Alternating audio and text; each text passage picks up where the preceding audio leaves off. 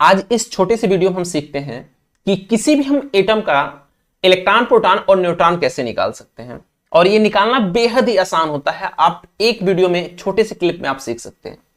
देखिए, जो ये रिप्रेजेंट करता है नीचे नंबर ना, इसको बोलते हैं एटॉमिक नंबर।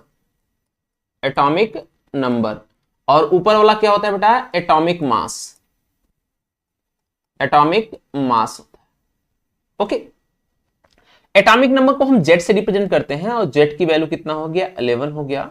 एटॉमिक मास कितना होता है? ए से रिप्रेजेंट करते हैं और इसकी संख्या कितना हो गया? 23।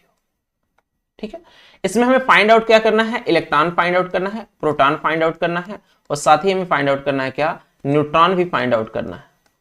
ओके, सिंपल सा देखिएगा, अगर एक चीज हमें पता है कि किसी भी एटम के अंदर, सपोज कीजिए कोई एटम है हमारा, ठीक है, किसी एटम के अंदर जितना पॉजिटिव चार्ज होता है, जितना पॉजिटिव चार्ज होता है उतना ही क्या होता है? निगेटिव भी चार्ज होता है। तो पॉजिटिव चार्ज कितना है यहां पे? पॉजिटिव चार्ज प्रोटॉन है, ठीक है, उतना ही क्या होगा? निगेटिव चार्ज भी हो जाएगा, उतना ही इलेक्ट्रॉन हो जाएगा। ठीक है, और जितना प्रोटॉन होता है उतना ही क्या होता है? एटॉमिक नंबर भी होता है। ये तीनों आपस में क्या होते हैं? इक्वल होते हैं।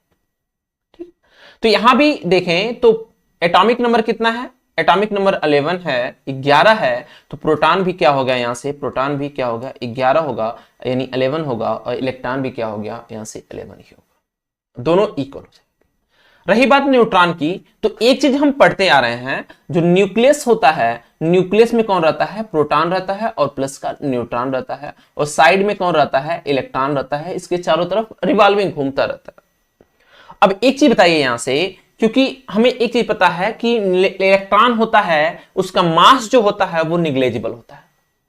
निग्लेजिबल मतलब क्या होता है? छोड़ने योग्य। ठीक है, ये हमारे किसी काम का नहीं होता है।